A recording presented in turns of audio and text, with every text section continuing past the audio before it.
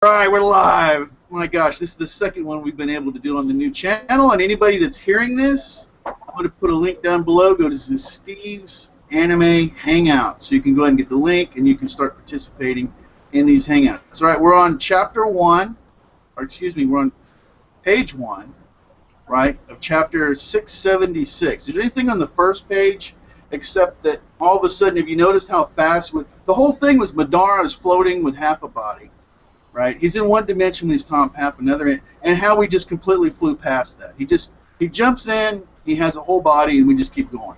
Yeah, Kishi probably forgot. I don't know. I don't know if it's good. I think Madara's name is Majin Buu, personally. Majin Buu. That's good.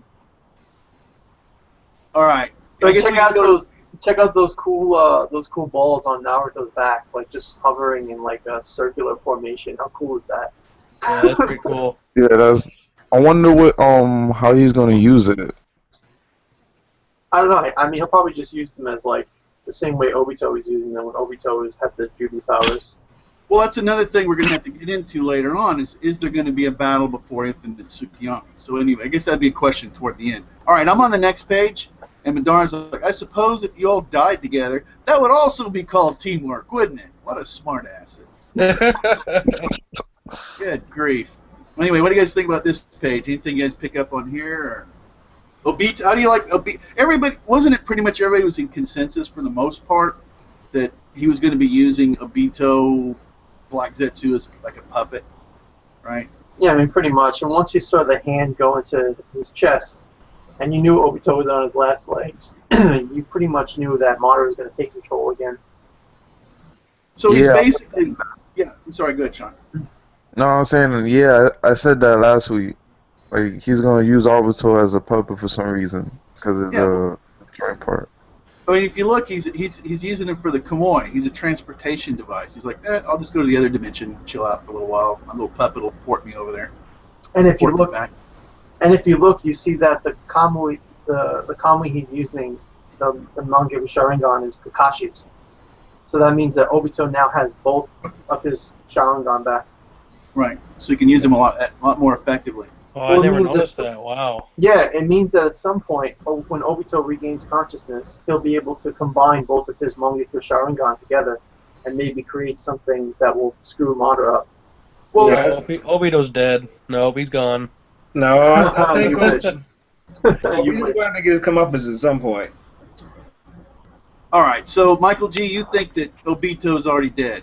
I hope he is. I hate him. I just want to remember something that Conley Bob 9 said a long time ago. That Obito, you can't kill Obito because he's like a roach. He's like a cockroach. He always finds a way to survive. All through this manga he has. He's the unkillable. Obito the unkillable. Right? And here he is, still with that chance to come back. Will of Rin for the win. Even the Will of Rin. Even better than the Will of Fire. Oh gosh, I crazy every time I hear that name now. Oh man, what a crazy ride that's been. All right, anything else on the page here that anybody? I'm just saying, like, there's no way that Kishimoto would get rid of Obito in such an anticlimactic way, especially when, like, 2 chapters ago or a chapter ago, whatever it was, that Kishi was pointing out how powerful an individual is when he has both of his eyes. So I'm pretty sure that's all set up for when Obito takes back his consciousness and he can do what he's going to do to screw Madara up. Because it's kind of ironic that Obito, being the one who sought this plan his whole life, would be the one to foil it. Just fits perfectly. Let me read this real quick. Okay, I'll get right to you, James. Inside his heart, he wished and prayed like a little kid that he would be all right. What a pathetic story. He sounds like just another selfish little brat. Yeah, what you got, James? Well, I think Obito's is actually, like Michael was saying, is gonna help in that Madara's downfall. Personally, I think Black Zetsu's gonna be defeated one way or another, and it's gonna give Obito a last chance to do something is going to redeem him finally. People were saying I'm sorry. People were saying in the forums that he might Kamui the moon. Well, look. I think that the entire existence for this other dimension that Obito's had for the whole time was for the end of this manga, and it's going to be he's going to take Madara over there and blow it up or something. Yeah. Something like that. I think is what's going to happen. That'll be a good that'll be one place if you put him in another dimension, whatever it is, part of the Jubi. I think what's what I'm thinking is that they're going to be transformed, right? The 9 into something more human or humanoid, and then because remember, if the tree gets back together, the world blows up. Pretty much anything happens, the whole world is changed or blown up. It's going to be taken over there once and for all to Obito's dimension, and that's going to be the resolution. That's what I think. It's a possibility. Yeah, because remember, Obito still has the Jubi's body. Well, one of them anyway. Well, yeah, and he's got the ability to take Madara over there and take him with him, which is what I think everybody's looking at. His max act will be. He will die the way that he died the first time, right? Or almost died, sacrificing himself for everybody else. He'll finally have come full circle, and Obito will be a hero. Yeah, because ultimately, Madara is just a stepping stone to when Naruto fights Sasuke. So Obito will be the one to take this obstacle out of Naruto's path, and then it will be Naruto versus Sasuke at the end. So we'll see how that happens. Maybe Kaguya will possess Sasuke or something. I don't know.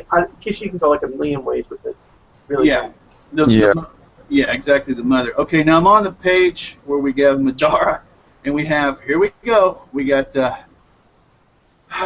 Sakura Sanadi-sama.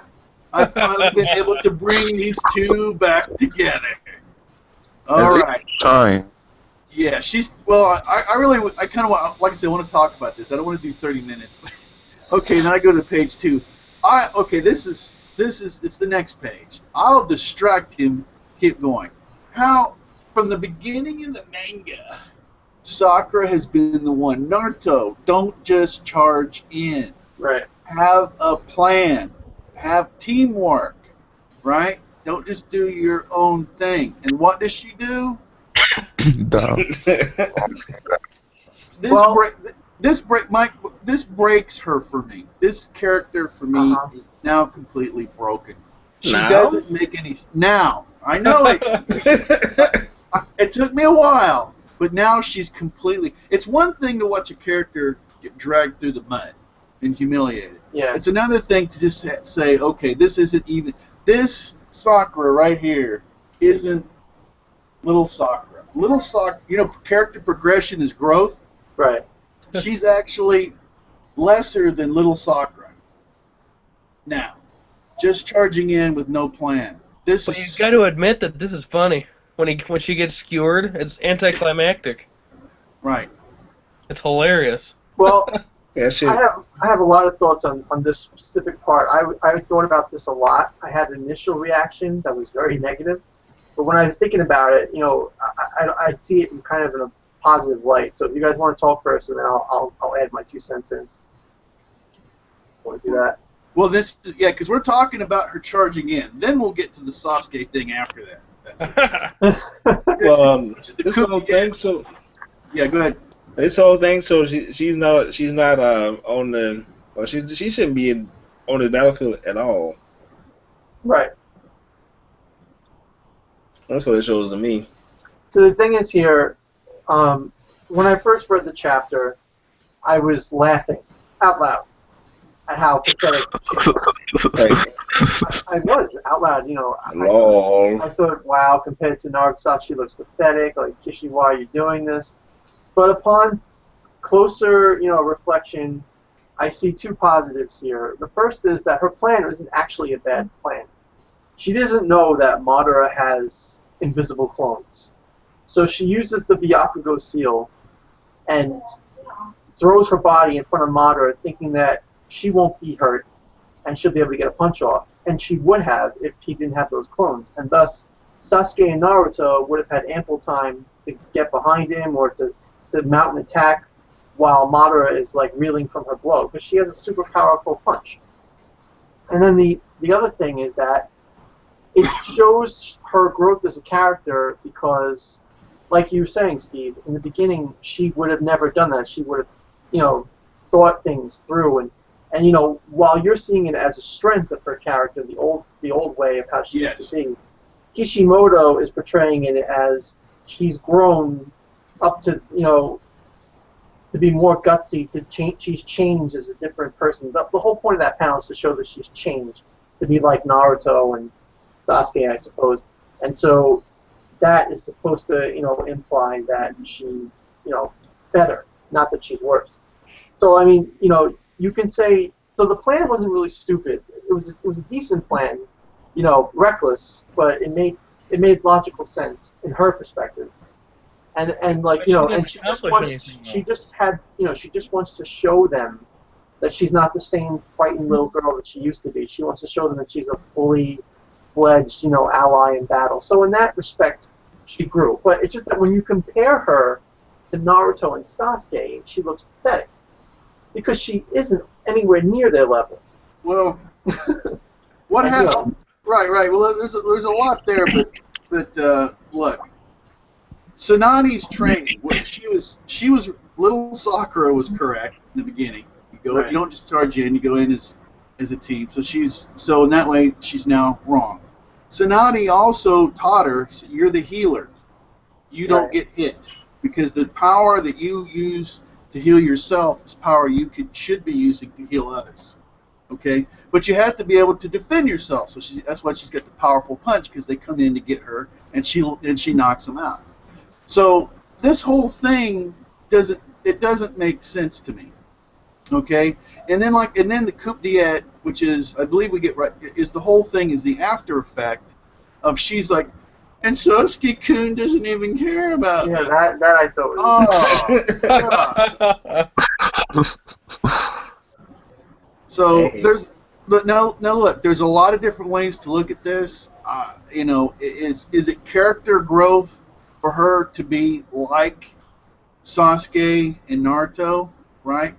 And which is really more like Naruto. He's the one that just charges in. So she's being more like him. Is that character growth? If you think it is, then you go, this is character growth. I don't think it is. Right. It depends on what Kishi wants it to be, because he's the one that made Sakura the way she was in the beginning, and now he's changing her to be. I mean, I don't think he's trying to purposely make her weaker. I don't think he's trying to do that, So I would assume it would be character growth. Well, let's go ahead. Do all of this in the beginning. Yeah, go ahead, Sean. What do you got? Well, let's go ahead and get some other people in on here. Sean, what do you got for us on this? I said, if this is all the case, like she should have did this when she was in the other dimension with Obito, but she chose this time to step up. Like that, I didn't understand. Yeah, she's got a shaky current eye in the other dimension when she could easily destroy the eye, and now over here she's charging. And then it looked, yeah, it looked like she has to have Sasuke and Naruto with her in order to get like all courageous and stuff. She's Tsunade. Tsunade is look. People can say about with the character what a lot of people don't like Tsunade because of the way she acts when she's not fighting. But you look at any of the battle scenes with Tsunade, and she's amazing. Okay. Yeah. But and I thought, well, this is where Sakura's going to go, and she's not. Amazing. And it's crazy. I mean, for me, like I say, it's the writing. This is Kishi. He has not done justice to the character. Yeah, I agree. In any way, shape, or form. Anyway, welcome, Anthony. I'll get to you in a little bit. No problem. Now, Michael G. Oh, wait, hold on, Michael. We and you have talked a lot. We need to get this around. Michael G. Now, what do you think about both parts, the opening and then the closing, the whole Sasuke-kun thing, which I think everybody I've heard agree that it's just painful. Well, I don't think she's really changed a whole lot from the beginning, but I think she's jealous of Naruto and Sasuke's abilities now, and she wants to show them that she's still relevant. But charging in like that when you barely know what the enemy's abilities are is really stupid. I don't think it's character progression because it's opposite of what she used to do, like you said, Steve. but at least she's trying. Well, at least she's trying, but yeah, it feels like character retrogression. Yeah. Okay, James, what do you think? You got anything on this right now, James? Well, I mean, around I'm gonna say Tsunade. Around Sakura, I was just disappointed. There was like so much they could have did with her, and then in that one panel, and then she's just same old Sakura. It just She's feels like yeah, it feels even if she wouldn't have been successful, they could have made her look badass, right? She could have done something instead of just getting skewered and being helplessly being skewered. But yeah, I mean, able to touch him. I want to see Madara, actually had to move out the way. He just had lifted one arm and found the chakra rod and stabbed her. Would have been so bad if she could have, because she would have done like the Tsunade thing and broke it off and hit him in the face. Something. Give us something to Sakura. All right, Nancy's muted. I'll get to him later. I'm sorry, James. Go ahead. One more time. How about when she was in limbo? Maybe she just decided to try to stab Obito instead of just her hand shaking. Like she can't believe it. Yeah, this is Kishi. I'm gonna, like I said, I think I'm gonna go ahead and wrap this up. If Anthony, whenever he unmutes his mic later, wants to throw a little bit in there, that's fine. But this is just, in my opinion, really bad writing from Kishi. That's my opinion. Let me put it to you this way. I could see that the counterpoints, maybe what he was trying to do. Okay, trying to show this is something, but even then, in my opinion, it's not successful.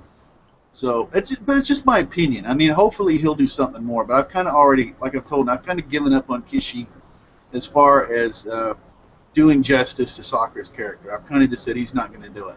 I hope he does, but it just doesn't look like it. At least for me. So. Well, all right, I guess we can. Yeah, go ahead, Mike. Go ahead and close it out, and then we'll. Yeah, I just want to say, I agree that Kishi writes Sakura terribly. I don't think he does it on purpose. I just think he's really bad at it. And so you're saying his heart's in the right place, but he's just not. Right. With Tsunade, Tsunade is, she said what she said, but she's always rushing in when she's fighting. She's always jumping in there and going head first. So I kind of feel like Sakura is also trying to emulate Tsunade more with her fighting style now. I think that, she's by herself right now. She's probably stronger than Tsunade. She can do everything Tsunade does. She just doesn't. Yeah. She just hasn't had a detailed fight scene like she hasn't had her moment. All right, well, let's go ahead and push past this. Now we're on the next because I think we've covered that. We're now to the next thing, and this is everybody is kicking. Now Naruto comes in, Sasuke comes in, and they're all kicking against what looks like nothing. Right. So we're gonna go ahead and pass that page, and they're all getting hit. Right. Naruto catches Sakura. And then of course now we get to the whole. I wonder if Sasuke-kun still cares about in the least. Okay, and then we just. That's terrible. For all our own sakes, let's just move past that.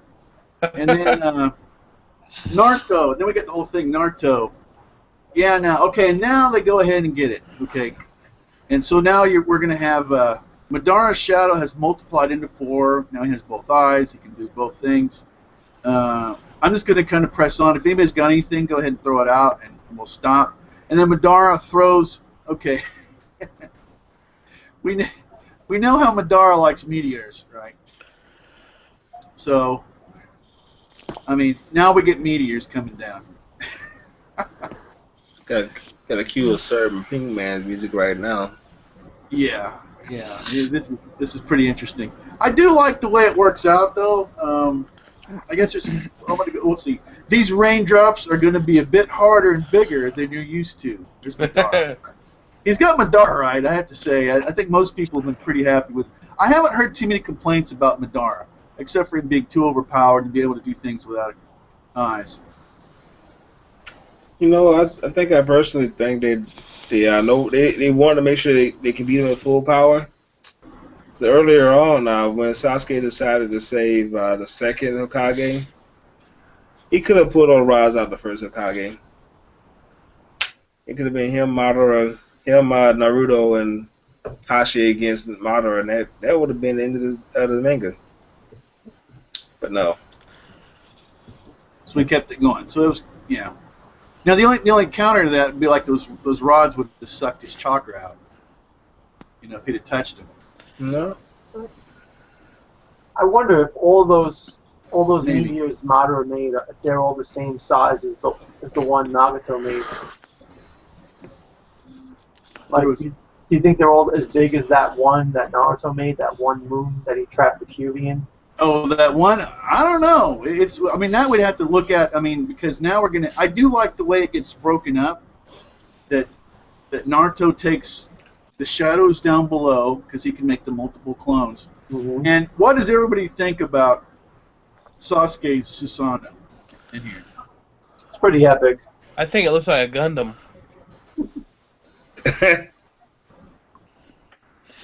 It's the best Susanoo I've seen yet. Yep. I mean, True. it pretty much looks identical to the one Indra used. So he's flying. He's dual wielding swords, right? And he's knocking these things out right and left. And Naruto made a Biju Dama Rasen Shuriken. It's like a giant planet wind Rasen Shuriken. It's sick.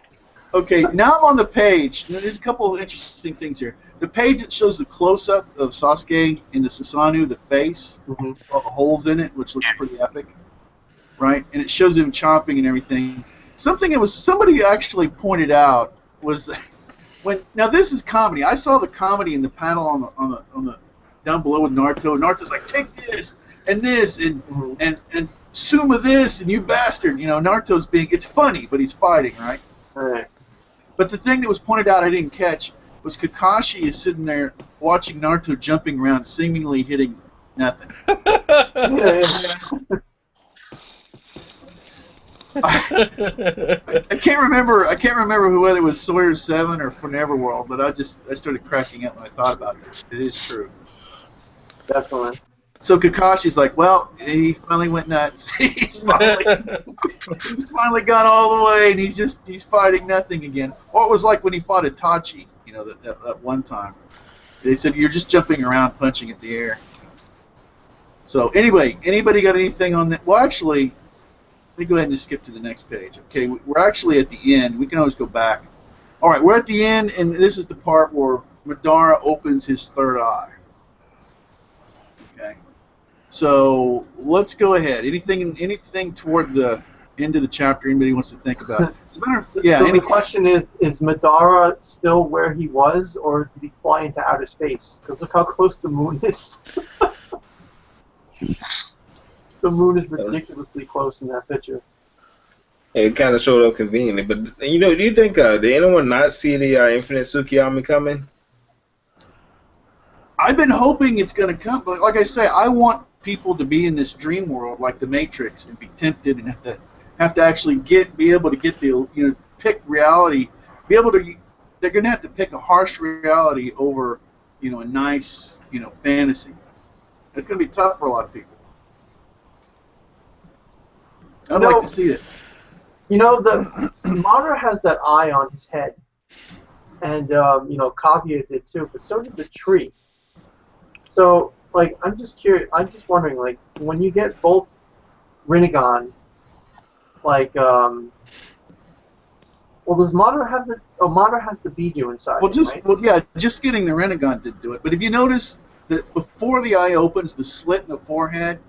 In all the pictures, if I remember correctly, all the pictures of the mother, of the sage of the sixth path, all of them show her with that thing in her forehead, that slit.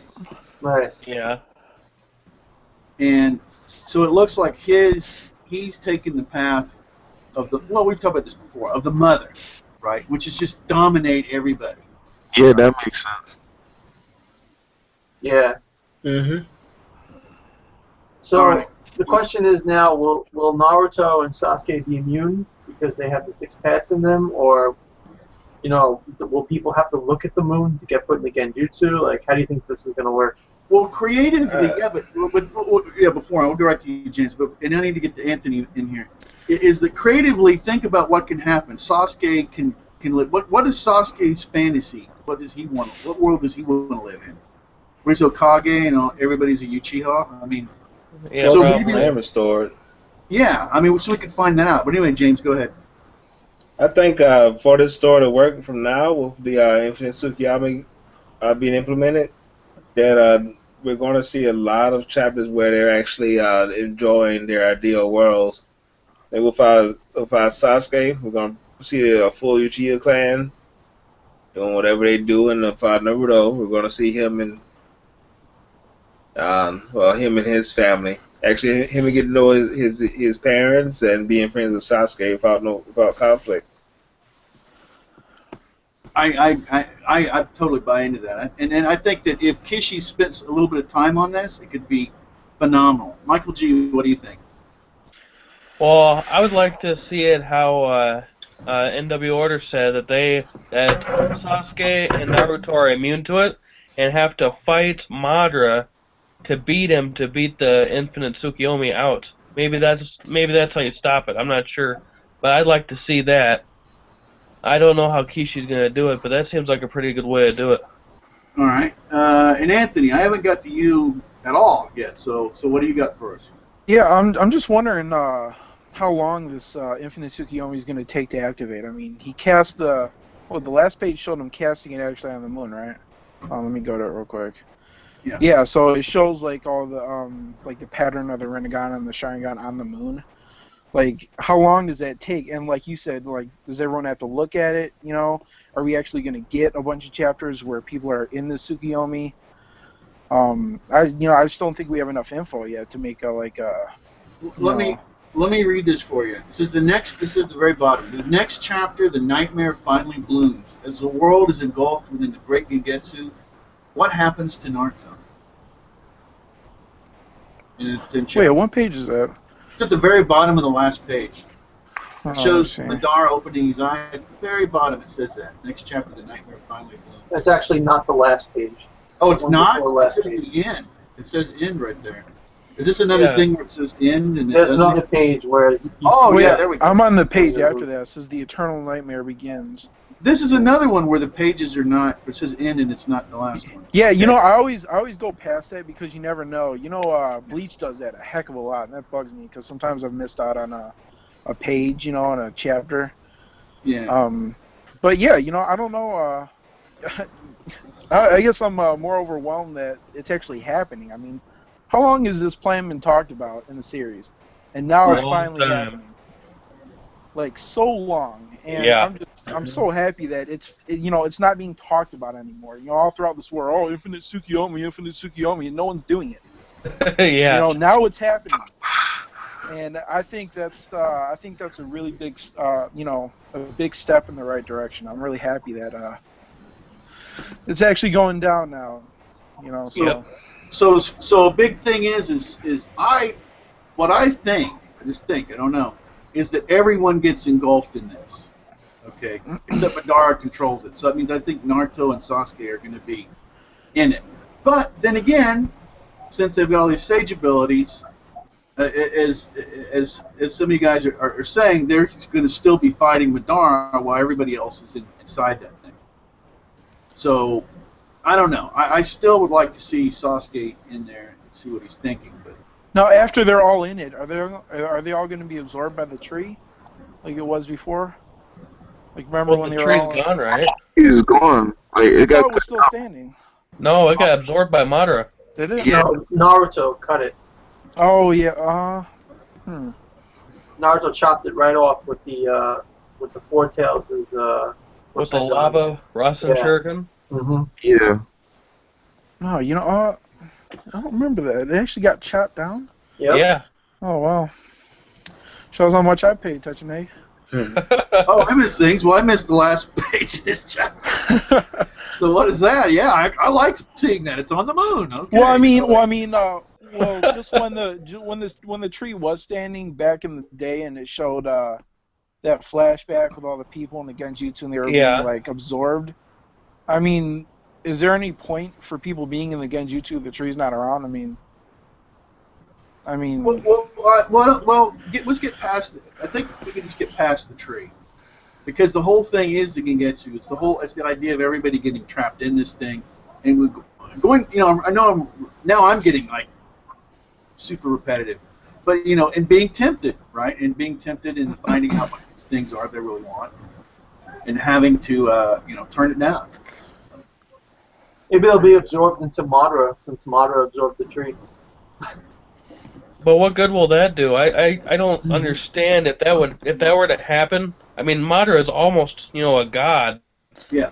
Right. What good Almost, would that he do? is a god. Well, Yeah. what it means is everybody's completely passive.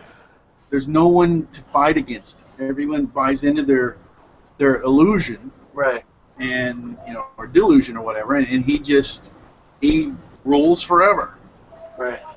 So I see three possible options here. The first one is that Naruto, Sasuke, and everyone is just engulfed in the Tsukiyomi, and Naruto is the one that breaks out of it because of his will and his, because of all his resolution with his mother and his parents and everything. Like, he has nothing to bind him there, so he breaks out of it. The other thing I see happening is the second option would be that everybody gets put in Infinite Tsukiyomi except for Naruto and Sasuke because of their abilities with the Sage, and they have to fight Madara to end it. And then while they're in the middle of their fight or towards the end of the fight, as a deciding factor, Obito will be the death of Madara or seal Madara or whatever. And then the third option that I see is that everyone gets put in Infinite Tsukiyomi, Sasuke and Naruto included, and Obito, after many chapters of flashbacks, Obito is the one. Obito is the one that breaks the Infinite Tsukiyomi somehow, some way, and saves everybody from Madara. Oh man, I hope that third one doesn't happen. Well, Obito has done his part, man. He's done. Let him, I don't know. Either he dies or he goes away. Something he needs to be. Hey, do you guys think the Infinite Potion would be cast as like a barrier seal? What do you mean? Alright, you know how they had the Ghetto Mazda, how it's being sealed off like a barrier? Do you think the Infinite Tsukiyomi would cast as like a barrier around the world?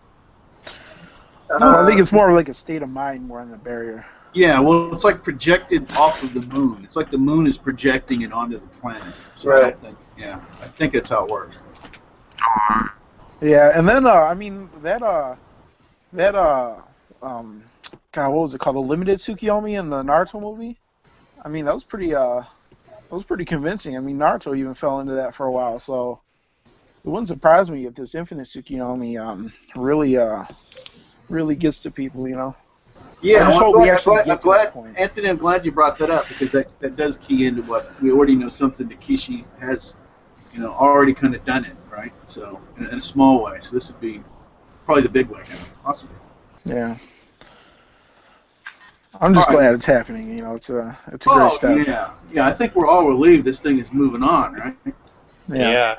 Finally. How many of you guys actually think that Obito is dead right now? That he's not coming back? I do. I think he's in the middle, like in and out. Do you think he's coming back, Sean? That's real. That's the real question. Is there going to be more Obito later? No, he's not dead. He's coming back. He's got to Don't come say back. that. He's the nuclear cockroach, man. Yeah. It's the reason why his eye is closed. His eye is closed to symbolize that he's not in control. Well, yeah, because I looked at that and I said, okay, eventually that eye's going to open and we're going to know that Obito's back. I buy into the Conley Bob. I totally buy into the Conley Bob 9 Roach theory.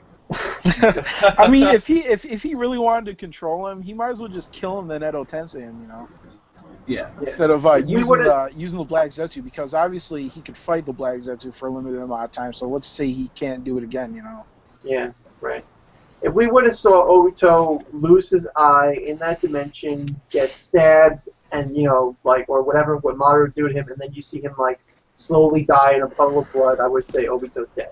He's not coming back. But no, we saw nothing. Now we hear a villain say, "Oh, he's dead. He'll never come back again." That doesn't mean nothing in fiction. He's a big enough character to where he needs to have his big death, Yeah, I mean, big enough character. He was the villain for most of the manga. He is responsible for Naruto being who he is. He's responsible for his parents being dead, etc., etc. So I mean, like yeah. And that's why I'm saying that's why I don't think he's dead. Yeah, there's no way Kishi would just write him off like that. He has to give him a big scene. I think he's off with a big in a way. All right, so we want to go ahead. Are we done with this? We want to go ahead and touch on the anime for a little bit, maybe 5 or 10 minutes, because I don't know if there's a whole lot to talk about with the anime. But we done with this? Can we move on? Is there anything about this chapter anybody wants to bring up before we move on? Not really. I mean, I really hope that once Madara's out of the picture, that Sakura gets something better than what she's getting right now, because I think that's a big part of why she's so irrelevant and he can't write her well, is because she has no function in the war, in the fight against Madara. She's useless, and there's just no way to write her to where she matters. And I think that once Madara's out of the picture, she won't matter again, because it's been all about Sasuke. And as much as we don't like that, once Sasuke's in the center again, then she's going to matter and she'll play a bigger part, and I think she'll be written a little better. So, I mean, if I was Kishi, I could have wrote that better. I could have made her relevant. Basically, like create like a medical barrier jutsu that she learned, that she spent all her years studying or something. I think all of us here could. I think all of us could have made it but it's hard. But now we're getting back into being an asshole. Yeah, okay, but let's go ahead and move on, because we're getting into the infinite Sakura problem with Kishi. Yeah, I'm done. I just it's like a black hole, man. That's why I said I just want to make sure we can get past it. A big black hole. All right. Now the anime. Okay, there was a lot of Obito and trash talk about people being trash, and who wants to open up on the anime? Because I watched it and I wasn't that, Obito is a badass. I already yeah, I'm sorry. Shuriken to the knee and then double shuriken slash on the chest. Like he got freaking awesome. He's already from his limited amount of time in the anime without the mask, he's already better than what he was in the entirety of the manga. I mean, I think that this anime is going to do him so many favors. I like his voice actor. I like the way he's acting, just the movements, the music, all that, and just what NW Order for Life just said. He had all these badass moves with his shuriken, and I just think this anime is going to make him a bigger, I guess, more popular than he was in the manga. Yeah, I mean, look at that scene where he's getting punched by Kakashi in the stomach, and then he just shifts into the other dimension. Like, you would never be able to see that in the manga.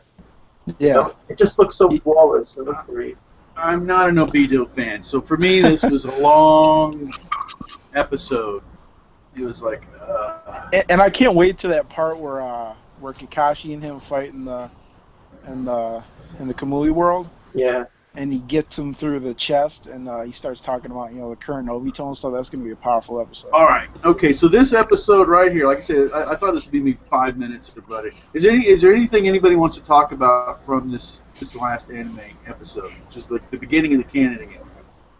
So, anything at all? Michael Gethman, you got anything about the anime? Or, I don't know if you guys watched it or. I haven't watched it. No. Okay. All right. Well, we can go ahead and move on. We can move on. I tell you what, though, since we did do that kind of quick, I will open this back up. Anthony, Michael, is there anything that you guys want to talk about? Just a few minutes from this episode. Anything you want to touch on real quick that we haven't covered? I thought Naruto looked really good. Him and Eight Tails using that double. Gigantic BB Dama looks so much better in the anime than in the manga. Yeah. Like, it was gigantic, and the explosion that resulted from it was awesome. Right.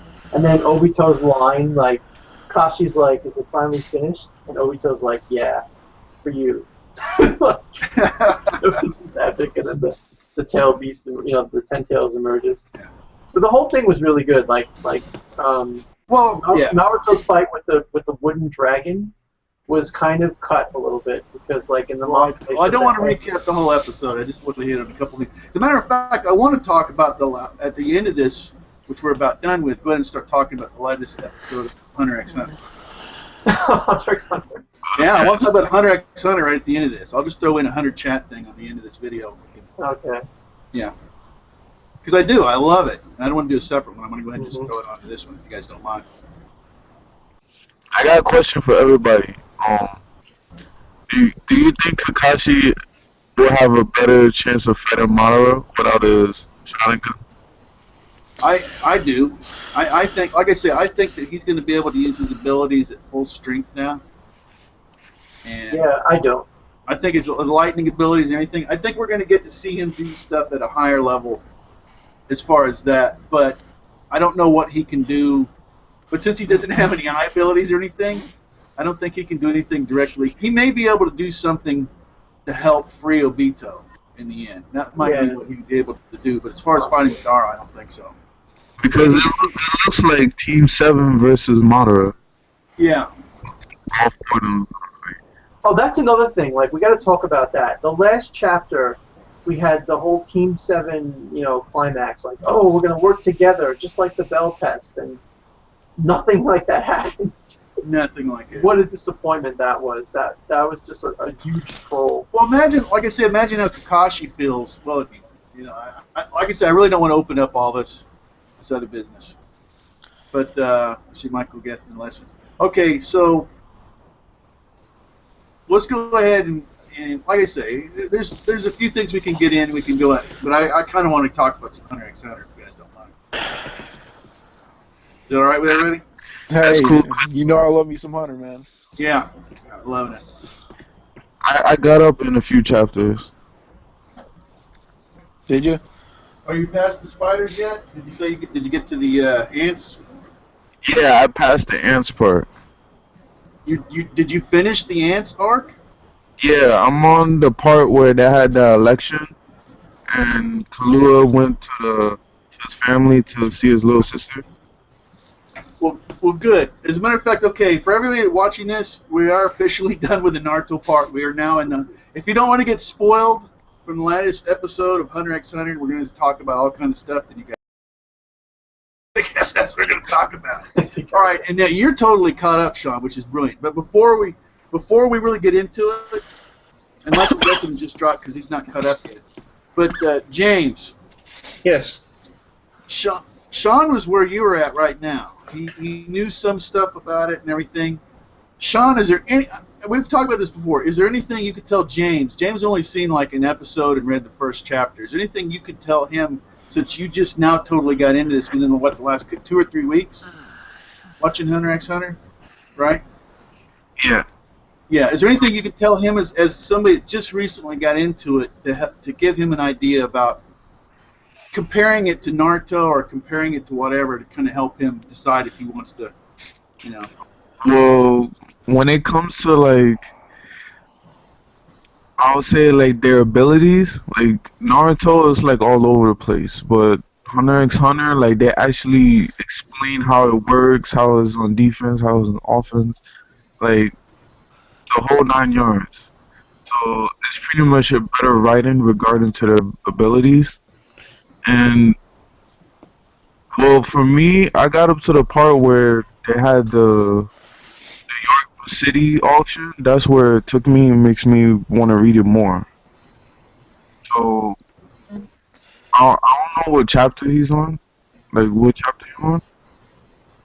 Well, he's just seen one episode and then he's read one chapter. Right? Yeah, this one, and King fought, I can't say Hakuramo there, the old guy with the beard. Yeah, he just jumped ahead.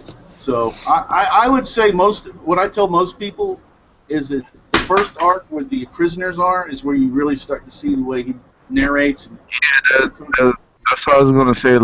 Steve said, when they get to when they have to go down the tower and then fight off the prisoners, that's when things get okay, now it's starting to get serious a little bit. And people die. I don't want to name anything specific, but even people you think in a lot of other animes are safe, women, kids, and everything, everybody dies in this series. People die. It isn't like how Fairy Tail is, where nobody dies. It's like people die. Yeah, it's also not excessive like Attack on Titan though. Attack on Titan seems like they just kill people to kill people sometimes. But it's like it's not like they're just killing people for shock value. It actually means something. It usually has a purpose, in my opinion, at least. Exactly. So if you want to hang out with us, Sean, you're more than happy. But personally, you're going to get spoiled like crazy. So you might, or not Sean, excuse me, James. So James, you might want to go ahead and, like I said, James, you're more likely to stay, but you're going to get spoiled like crazy. So if you want to hang out with us, fine. But you might be better just to go, check it out, or maybe you don't want to, whatever you want to do. You know what I mean? Yeah, I think I'm about to call it a night. All right. But like I say, it would probably take about 8 or, if you want to, and I realize you got time, if you want to, it would take 8 or 9 episodes to watch to get to the prison or something like that. But I realize you got, you get like everybody, you got time constraints. So. All right, guys. It was good to see y'all next time. All right, take care, man. Yeah. Take care. Episode 129. Oh my gosh! I want to open up with this. Oh, you know what I wondered about? Let me go back just a second. The whole thing with the king, right? Yeah.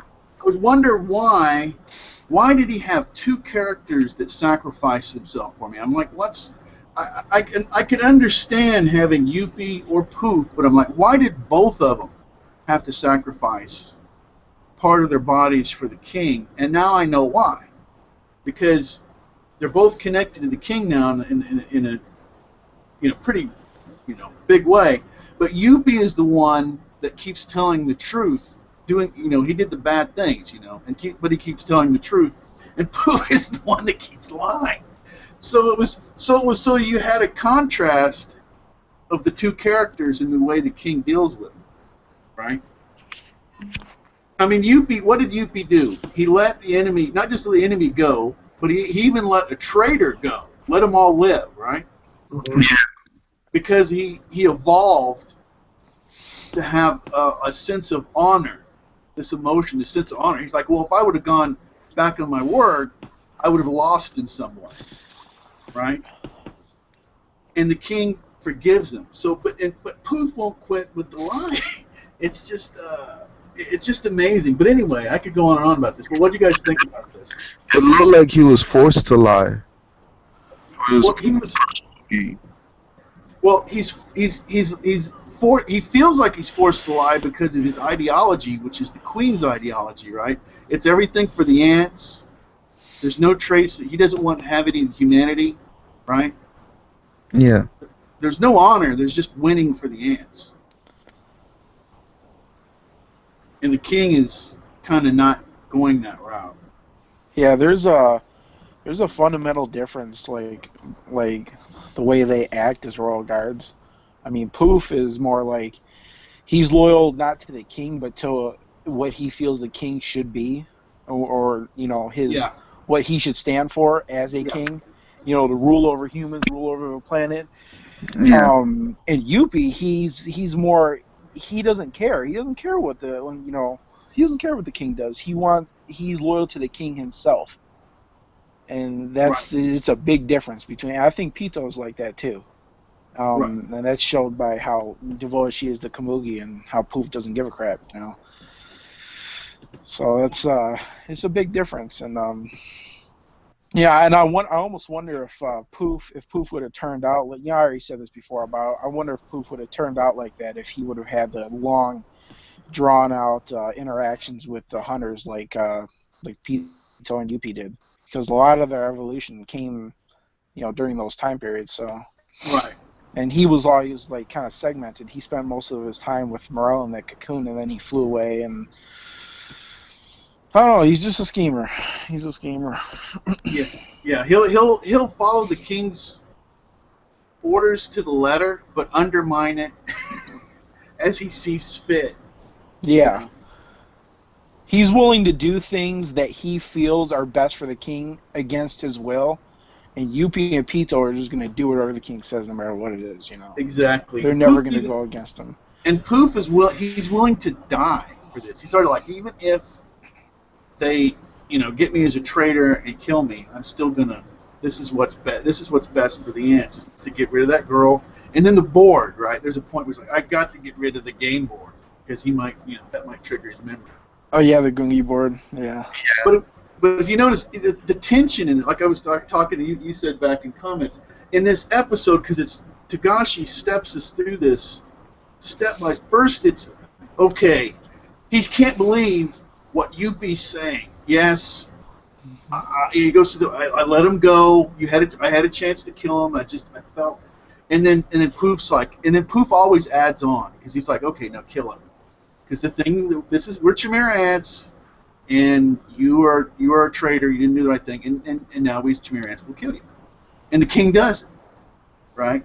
And then when the thing comes out as the traitor, he piles on there. Poof is like, you let a traitor go, you let a traitor live.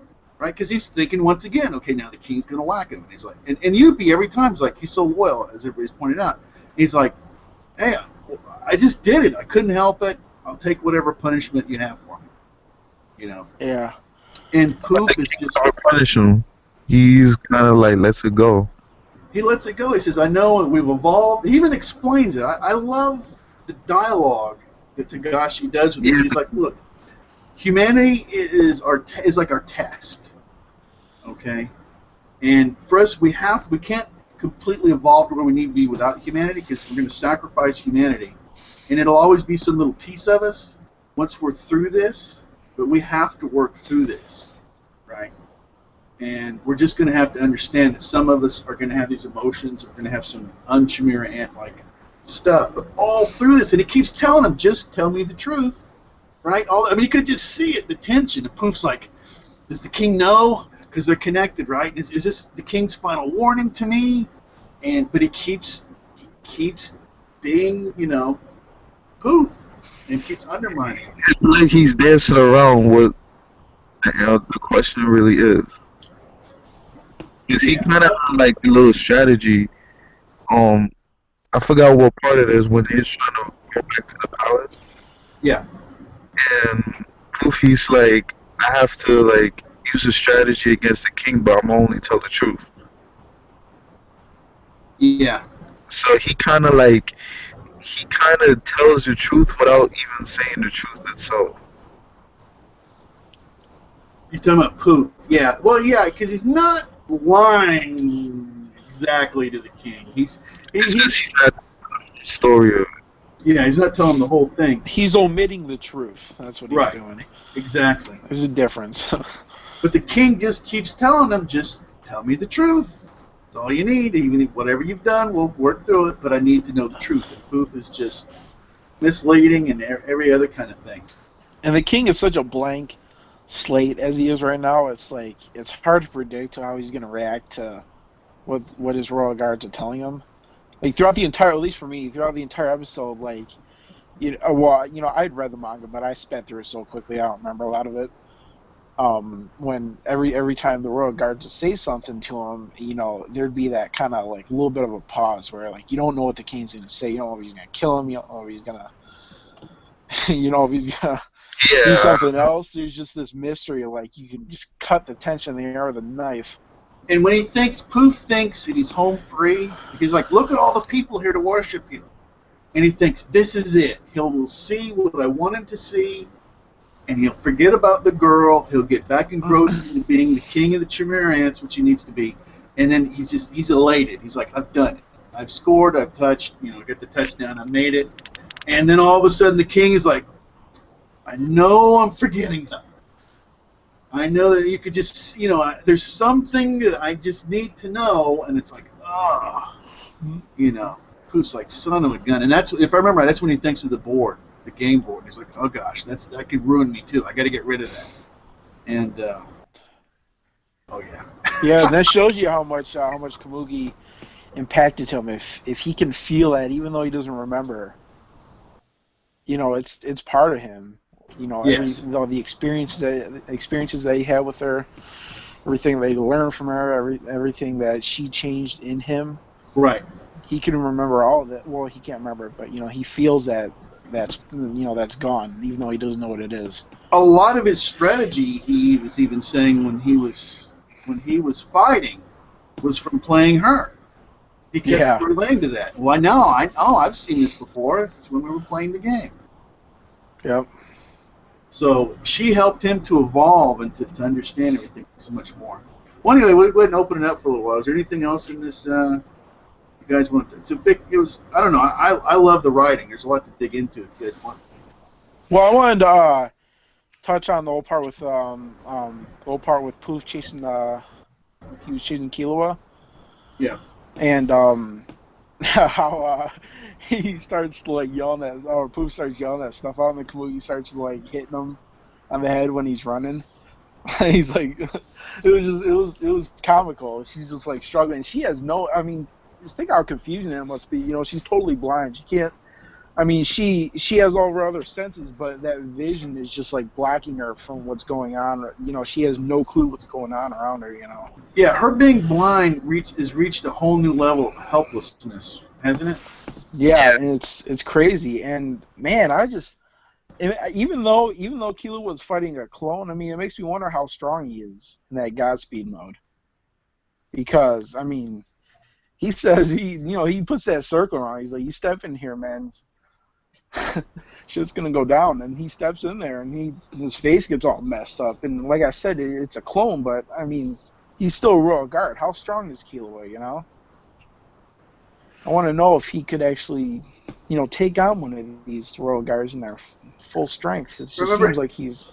Remember how he recharged his electricity in an outlet, if I remember right? Yeah, that was great. So, it was my question.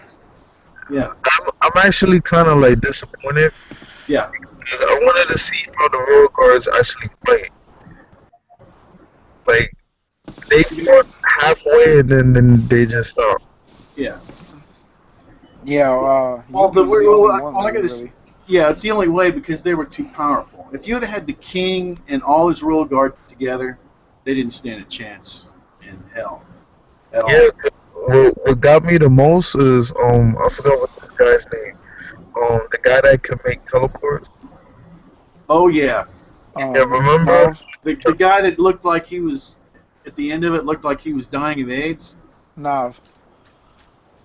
Oh, you mean the guy that could port into different areas, or who? Which? Yeah, Yeah. Yeah, like remember how he trying to make the teleport by the staircase, and he felt Pito's aura. Yeah. How he just got messed up all of a sudden. Like that's what got me. He got you in like what way? Like damn, things about to get very serious. Somebody gonna die. Like what's gonna happen? Well, it's interesting how someone's evil intent and aura mixed together can actually have a physical manifestations, right? Yeah, because he completely like broke down, and then all of a sudden like Gon is the one to like actually fight Pito. Yeah, well, he's kind of psychotic. Well, that opens up the whole thing of Gon's mental state right now. He is gone. He's completely. He's a psychopath. He's like some guy on a bunch of Novocaine. He doesn't feel the pain, If all we knew was Gon, if we only knew the Gon from the last few episodes, if that's the only Gon we knew, then we would go, Gon is an evil character. He's a bad guy. Oh yeah, and that's what makes him such a good protagonist, because he doesn't fall into that that very common shonen main character role that's you see in everything nowadays. That pure. I mean, I wouldn't say he's not pure-hearted, but he just does. He doesn't always think about the consequences of it. He's more inward thinking than a lot of these other than maybe Naruto or another shonen protagonist. That one part, like a good example, that one part where he said he was going to kill Kamugi. Right. I mean, this is this innocent little girl, and he's going to kill her just so he can have his way. And that's just, I mean, you don't see that anymore, He's willing to kill, he's willing to kill some innocent person he doesn't even know just to get his way. So, he's completely gone. The whole thing kind is completely, he's a bad guy, right at this moment. Yeah, he's He's very inward thinking. He doesn't really care about his surroundings. As long as he gets his, that's what matters to him most right now. Of course, he ends up. Of course, you're basically past the end arc. Everybody's past this. Everybody's already read the manga past this arc, right? I didn't. Yeah, I read up. I didn't finish it though. I read up to the part where Well, as long as you're done with the arc, everyone's done with this arc, though. Yeah, I'm done. Right. Well, is Michael done? I mean, Michael? is he in there? You talking about me? Yeah, you haven't said much. Yeah, I've read all of Hunter x Hunter. Okay, so, well, we could talk a little bit more past it, I guess, but Gon pays for it.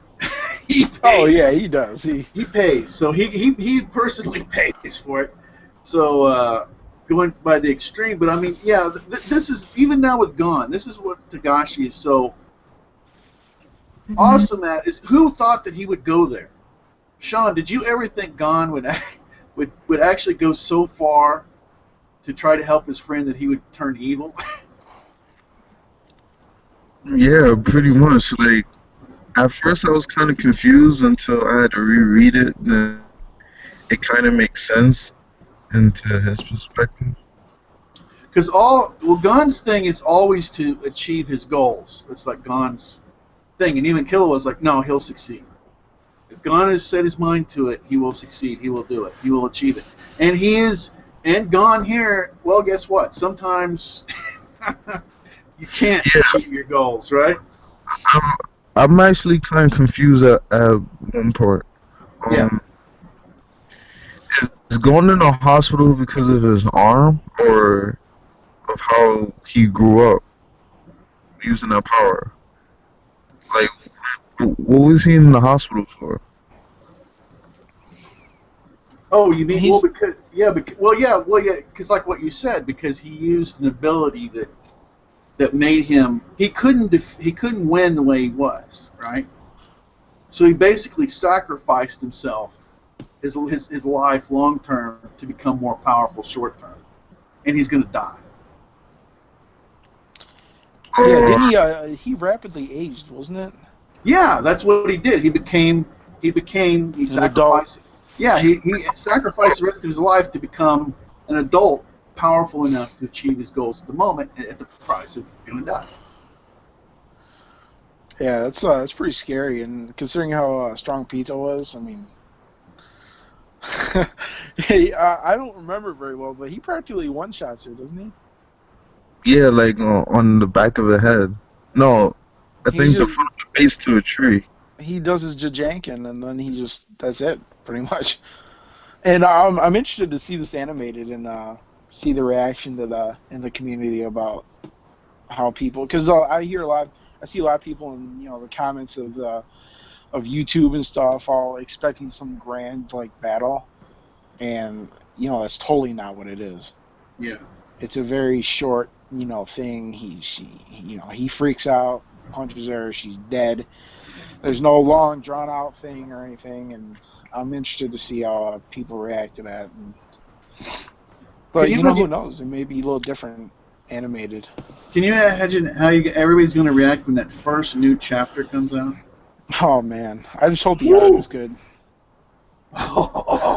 I really hope the art is good. Oh yeah, I would almost take Stickman as long as the writing's there, and then we get it turned into anime. But I agree with you. Hopefully it's better. But also, I want to say something about the new arc. You know how big this next arc? That might have been part of what it is. He's like, you know what? In order to get this, because he's going to another world, right? See, I didn't get up to the very end, so I don't. You're not done with the chapters? No, I got up to the right up to the part where he's on, like, his sister's on his back and he's like running from those butlers. Okay. Yeah, that's where I'm at. Okay. That's where I'm at, and I never finished it, so I'm close. Okay. Well, it just opens it up. I'm not going to go too far on this, and we'll go ahead and talk a little bit more about this. But anyway, it's going to be big. It's going to be. It looks like I might have to finish it tonight. Yeah, it looks like it's going to start. I mean, the size and scope of the amount of characters that are introduced and all the stuff. It's like, oh my God, this is going to be huge, huge. I'll read it. That makes me excited. I'll read it now. But it's just, I mean, it's literally like it's like, oh my God, they're going to spend so many chapters just to even get the tip of this iceberg started.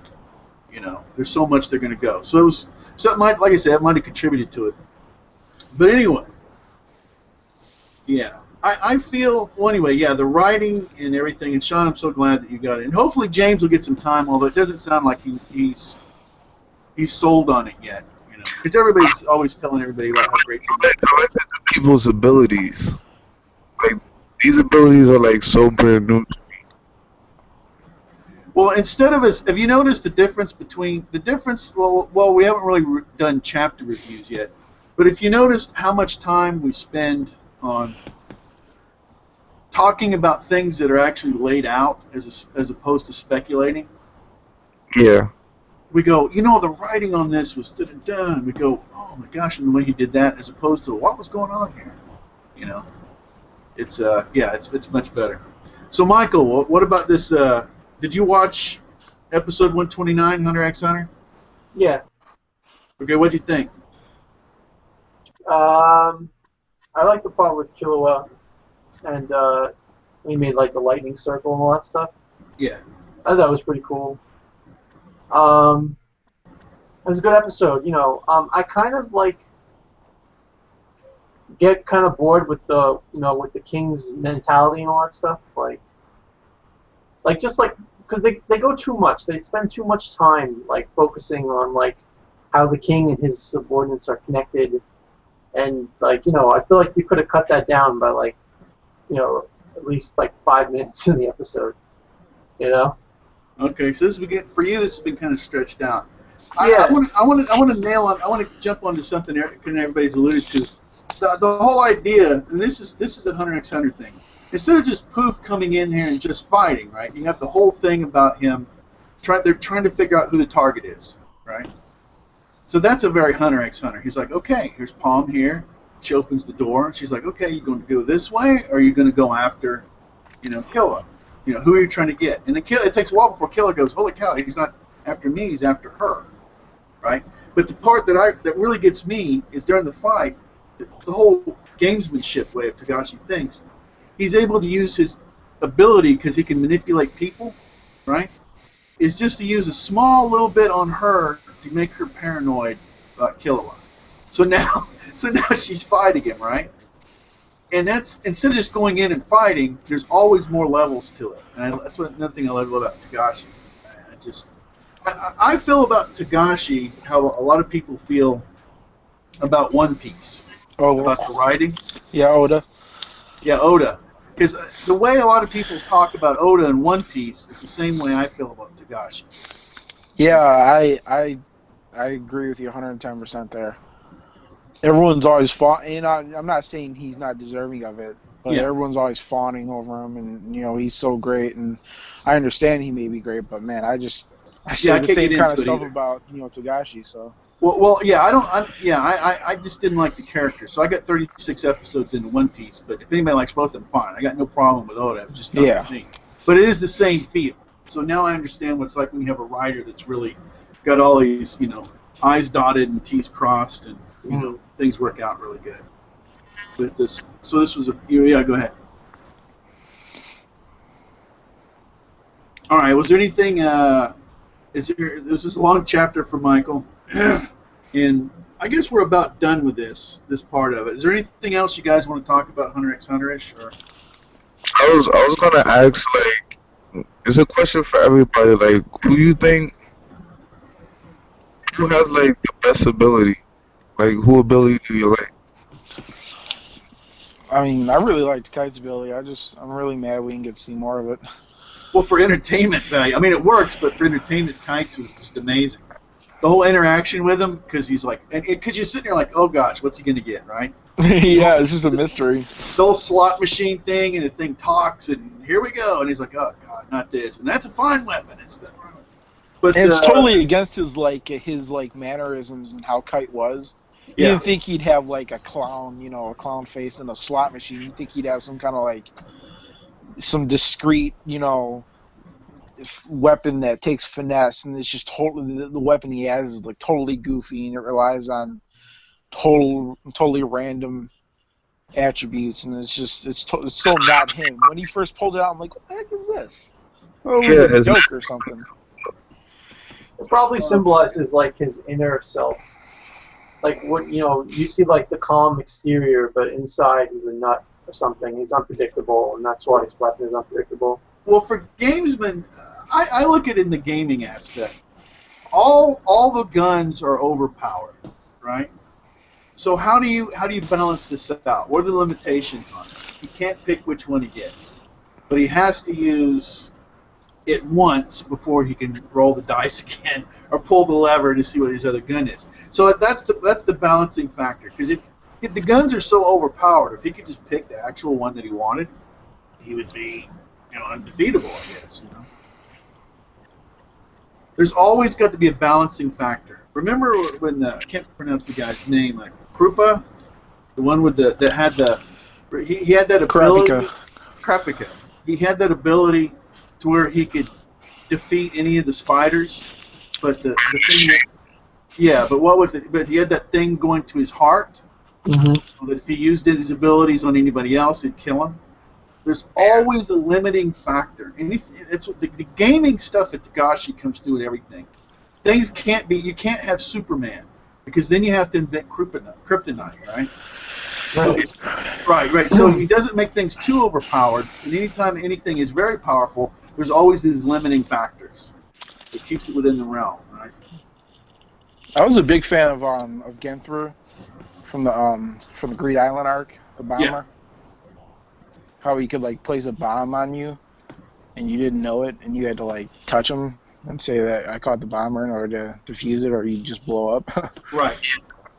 He's always got these like very unique abilities. And then how what was the guy's name? The lion, Chimera. Yeah. He had that like iPod or something, and that he could borrow people's abilities. Yeah, and it was just like printed out, and like it was all based on people owing him favors. And it's just there's so much variety there, In Naruto and stuff, it's all like there's a lot of variety and stuff for powers, but it's all kind of based in the same, they all have like the same roots. But in Hunter, it's just like so random. You don't know what the heck it's gonna be. Yeah, I like the morals. The guy with the large pipe.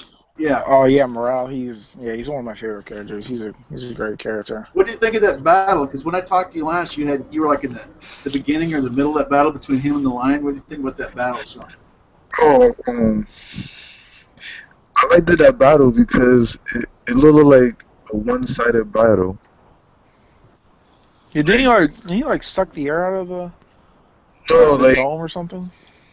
No, like the lion ended up using some type of ability to make waves, and it was flooding the whole building. Yeah. But since Morale has like a large lung capacity that he could stay underwater for like 10 minutes or something, he was just like blowing air bubbles, and like.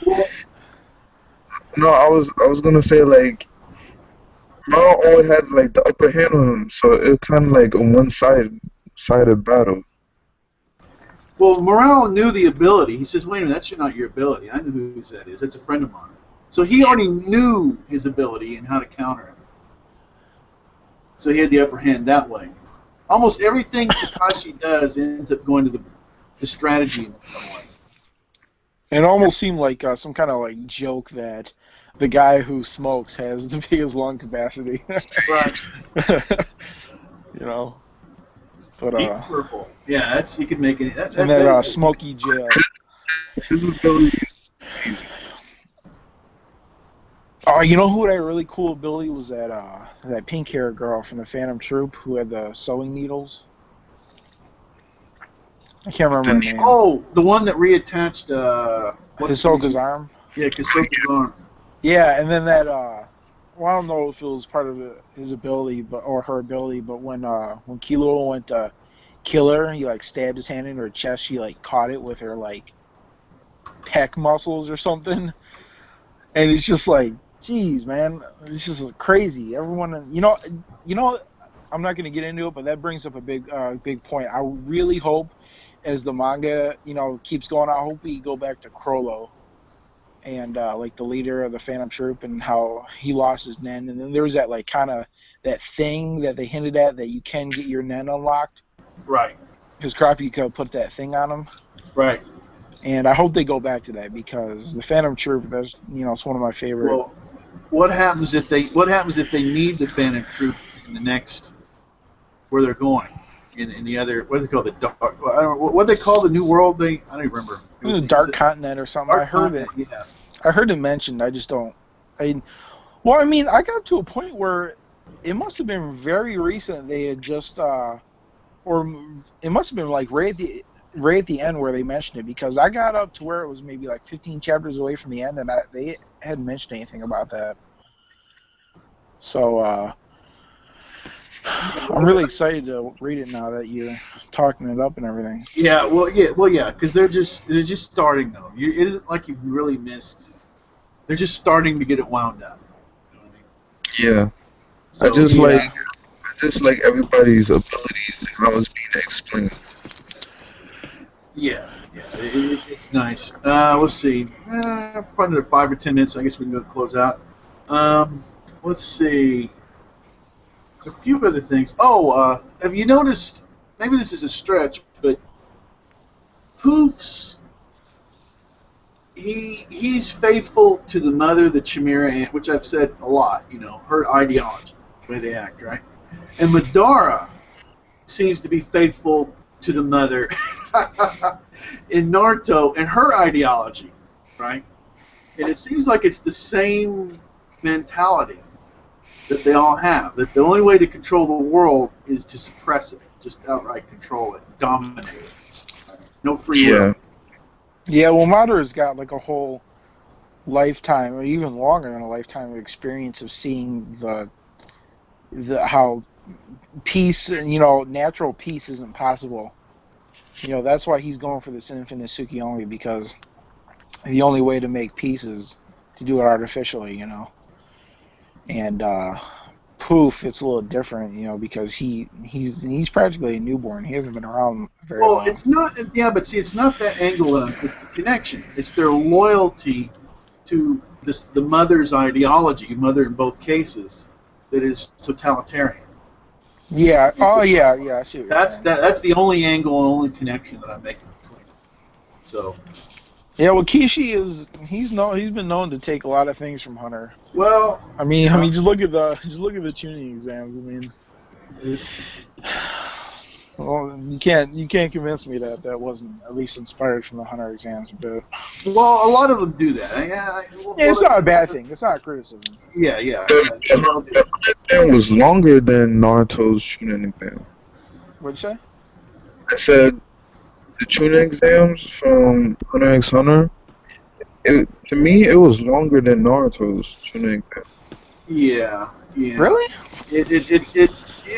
Well, it was more parts. There was more defined parts to it. Well, it was longer because, let's admit it, the long walk, I think, has killed a lot of future Hunter x Hunter fans. I think a lot of Hunter x fans didn't make it past the long walk. Yeah, I feel like I'm fighting the crowd on that, because that was the part that kind of ensnared me. Like, it kept going on. I'm like, what the heck am I watching? What is going on? They're just running, and it was like, it intrigued me. You know what I'm saying? And then you gotta find out what they're going to, so you keep reading. I kind of like the pace of the walk. I think that's what's gonna grab a lot of attention to it. You drown, and plus it's misleading. In the first, here's a kid on Whale Island, and it's going to be, a kiddie show, and then we get the long walk, and so it's misleading. I'm like, well, it's a long walk. There's no depth to this show, so it's a kiddie show. There's no depth to it, and how wrong is that about Hunter x Hunter, right? But you got to go past it. So to me, it's just a weak beginning. The beginning is weak. One thing in Naruto I'll say is fast on hooking people to it. You feel horrible for this kid.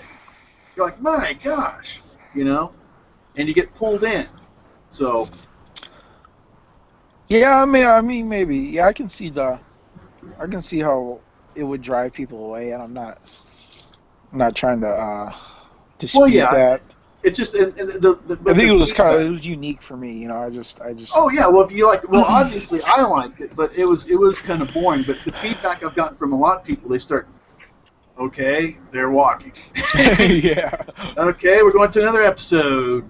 They're We're still walking. They're still. Now they're walking running. here. We're following the guy with no mouth. And there's some fat guy trying to poison people. Yeah, what's going on? Oh, I have to say, can I go back on it? That character whose whole thing was to drag other people down. Tomba, wasn't it? Oh my God! What a just deliciously maniacal, evil little SOB. And then he went up to try to that one part in Greed Island when Kilo went to take the hunter exam. He goes Yeah. walking up to him, and then when he sees Kilo's face, he just turns right around because he knows who it is. I don't know if you remember that part. It was Like he knows better. yeah. He's like, this is the wrong dude to give my expired juice to. Oh, there's some, yeah. You remember when he had to take the test of the second time to get all the buttons from everybody, and then he comes out of nowhere like the last person with a bag of buttons. Yeah, he like just ends the hunter exam right then and there. I know what you're talking about. Where you got it done really quick. Yeah. Killua. Yeah, I really like Greed Island. People hate on that arc. That was a good arc. I like the Greek Island is to me. I know it will sound funny. It sounds like it's kind of like me watching Yu-Gi-Oh. It's more like the Yu-Gi-Oh. cards. Because of the cards. Yeah. Well, I never really watched Yu-Gi-Oh, but I see the comparison. I really like Bisky. She was one of my favorite characters, and that's why I really like Greed Island. And I'll tell you what, you've never seen a show that made a dodgeball game entertaining. That was the most intense dodgeball game I've ever seen in anything ever made. Have you noticed that Tagashi's done like every genre? Sports, cards, virtual world, sorta. Yeah. Sorta. He's covered them all. Oh my gosh. He's so versatile, and man, I really gotta get back into Yu Yu Hakusho. I gotta. Yeah, me too. I keep putting that off, but anyway. Yeah, it's one of those things. I'll sit down. Next thing you know, I'm done with 5 episodes, and because I just keep sitting here watching it. I even like the song. Da, da, da, da, da, da. It's on the opening. Yeah. Yeah, it's a good opening. And I guess that show had the same opening as just like Hunter x Hunter's had the same opening. Yeah. Forever. I don't know what his obsession is with having. They don't never change the opening, just the visuals. Yeah, I'm not really sure. All right. Well, we covered a lot. I'm going to put at the end of it. We also had some Hunter chat. I can't put Hunter X because they'll just strike me down with lightning or something like that. So. But anyway, they'll claim this is all their content. This is all Nippon television. Yeah, right. Anyway. So. That's all right, BS. I can't believe they did that. I can't believe I opened that up again. Yeah, we'll move past it. We'll do what we got to do, right? We'll do what we got to do. We'll move on. Some doors closed, some doors open. That's the way it is. Well, anyway, I want to go ahead and close this out. I appreciate Michael. You've been quiet for a while. Is there anything you want to say real quick before we close out? I'm looking forward to the Hunter x Hunter manga. That is going to be crazy, isn't it? Covering that. Yeah. Oh my God. Was it June? It'll be in June, right? June, July. Something like that. I think it's July. Yeah, it's coming out in English, right? They said it's coming out in English. Yeah, they said it's supposed to coming out in English, so I think it's going to be July. But we'll see that. Well, anyway, I want to thank everybody for watching. It's watching. I am going to, I guess for a while, I'll keep uploading over to my other channel. And so appreciate everyone watching, and appreciate definitely everyone that's helped me out to make these things, which is our own content. Anyway, until next time, take care.